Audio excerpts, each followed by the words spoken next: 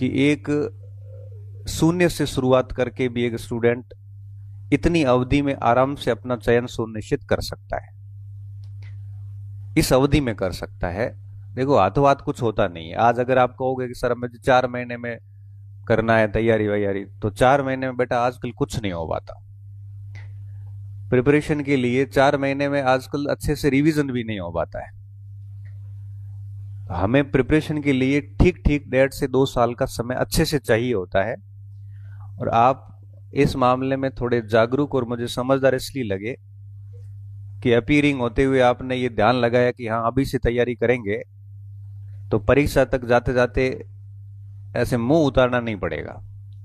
मुंह उतारना किसको पड़ता है आपको अच्छे से पता है। जब परीक्षा नजदीक आती है तो मुंह किसके उतरते हैं? जिनकी या तो तैयारी होती नहीं है या आधी अधूरी तैयारी होती है। तो ये आपकी जागरूकता जो है ये सबसे अच्छी लगी मुझे कि कम से कम अपीयरिंग में आपने ये सोचा, और सोचना भी चाहिए। आपने बीएसटीसी कर किस लिए की थी?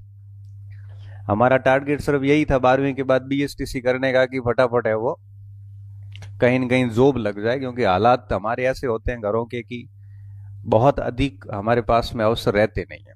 सीधा सीधा पॉइंट है। और बीएसटीसी करने के बाद में भी अब 26, 27, 28, 30 साल की उम्र तक बैठे हैं, तो फिर वो बीएसटीसी का करने का कोई सेंस मुझे लगता है था नहीं। इससे अच्छा फिर बीएडी कर लेते हैं। कई बार बच्चे आते मेरे को पूछते हैं, जैसे कल 2 बच्चे आए कि सर अभी बैच लग रहा है, मुझे ज्वाइन करना चाहिए कि नहीं करना चाहिए। मैंने कहा देख ऐसा है, करना नहीं करना तो आपके ऊपर है, फर्क भी नहीं पड़ता। 1-2 बच्चे इधर उधर होते हैं तो, लेकिन बीएसटीसी क्यों करी थी? मास्टर बनना है तो बस अभी से तैयार हो जाओ। या तो बैच ज्वाइन करते हो तो अभी से बैच से पढ़ लो, नहीं पढ़ते हो तो घर जाके पढ़ना शुरू कर दो।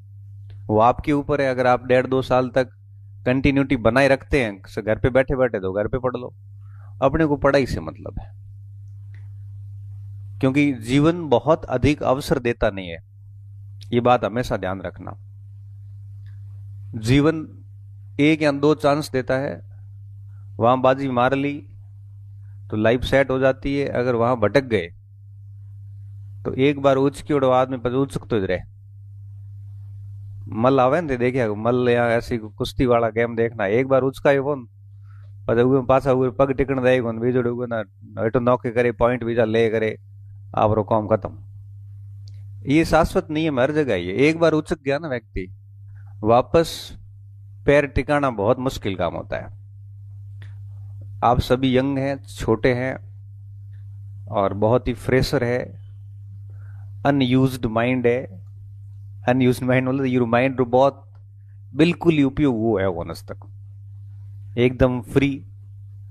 और अच्छा अवसर है, अपने आप को 2-3 साल के लिए अपनी खुशियों को, अपने सुखों को, अपने आनंद को बलिदान दे दो। जीवन में अगर कुछ अच्छा चाहते हैं, आपको लगे कि भाई नहीं हमारी आइडेंटिटी अलग होनी चाहिए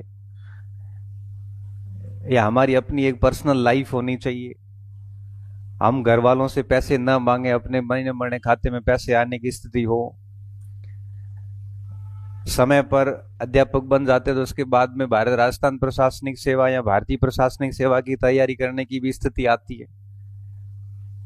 आप चाहते हैं ये सब चीजें हो तो समय पे लग जाना चाहिए। मैं इतना ही मानता हूं। देखो, कोचिंग की बात नहीं है, आप घर पे भी बैठे हो ना तब भी आप शुरू कर दो। और मैं कॉलेज में भी बच्चों को कहता हूं और यहां आते उनको भी कहता हूं कि जब डिग्री होती है तो डिग्री के साथ साथ जिस भर्ती के लिए आप काम कर रहे हो उसका सिलेबस डिग्री के साथ ही पूरा कर दो, ताकि जब लोग सिलेबस शुरू करेंगे उस समय आप लोग रिवीजन करना शुरू करोगे। अब मैं आपको एक पॉइंट बताता हूं। एक एफ बैच था जो अभी विदाई दी है, एक ए था जिसको हमने जनवरी में विदाई दी। अब इनका एक साथ टेस्ट करवाए तो ए वाले एफ वालों को 50-50 नंबर पीछे छोड़ रहे हैं। तो बच्चे कहे सर हमारा के कॉन्फिडेंस डाउन हुआ। तो बेटा डाउन हो ही जन थे, आया हूं हम 1.5 साल बाद। अब आप सोचो कि वो 1.5 साल से मेहनत कर रहे हैं, अब आप उनको कैसे पीछे रखोगे? जिस समय आपने कोर्स शुरू किया था उस समय वो रिवीजन कर रहे थे, आपका कोर्स पूरा हुआ, उन्होंने प्रैक्टिस वैक्टिस करके फ्री है। अब खाली वो सुबह से शाम तक बच्चे बैठते हैं कि सर 4 दिन में पूरा कर देते हैं सिलेबस, पढ़ाई इतनी बार है तो हो ही जाता है। अब वो लीड नहीं टूटेगी आपको ए बैच वालों की। अब वो टेस्ट में नंबर आ रहे हैं ए वाले 230 35 40 ला रहे हैं, वो बाकी वाले 150 60 पे अटके हुए पड़े हैं, 55 60 से 65 नहीं हो रहे हैं। कैसे होंगे? गलती ये रही कि वो देर से तैयार हुए, एक जल्दी तैयार हुए, उन्होंने सिलेबस को भी उसी हिसाब से पढ़ लिया। तो मेरा ये मानना है कि अगर आप चाहते हैं कि भाई जीवन में आप अच्छा करें, आपकी एक अलग से पहचान हो, तो एटलीस्ट ये बहुत सही समय है जब आपको अपनी सारी चीजें त्याग के पढ़ाई पे लग जाना चाहिए। बाकी देखिए मैं बताऊं, कोई किसी का है नहीं।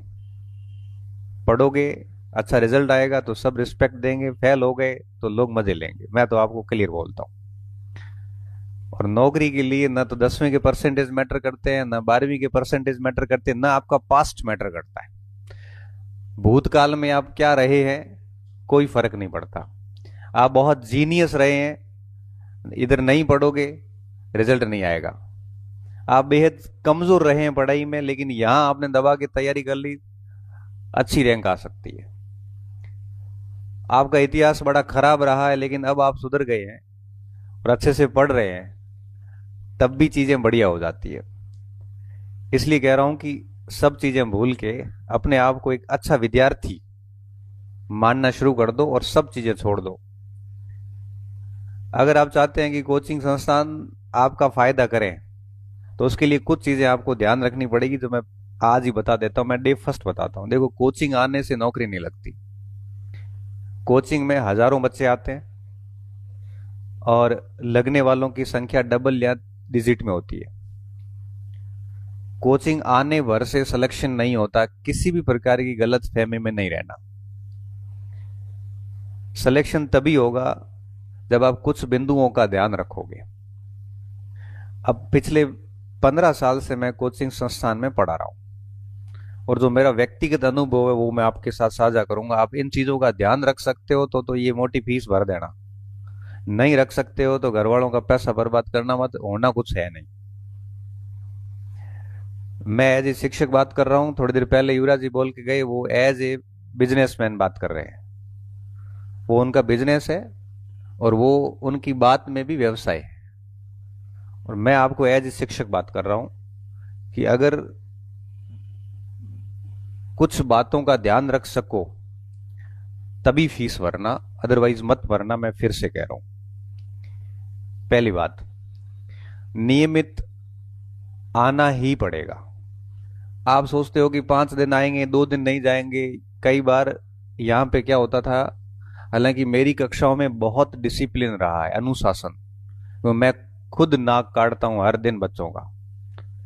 इतना डोंचे डोंचे सेट की उड़ा पूरे बावजूद भी कई लड़के और लड़कियां दोनों कई बार बैग यहाँ आती है, बैग रख दिया, लड़कों ने भी रख दिया, निकलते हैं, क्लास की लास्ट पीरियड में वापस आके बैग लेके घर जाते हैं। घर वालों को लगता है कि कोचिंग गए हैं, यहां से गए घूमने फिरने मौज करने, कोचिंग को कोई फर्क पड़ा नहीं पड़ा। अल्टीमेटली नुकसान केवल खुद को हुआ है। कृपया करके अगर ऐसा करने वाले हैं तो न आए। हमारा रिजल्ट भी खराब होता है, मूड भी खराब होता है,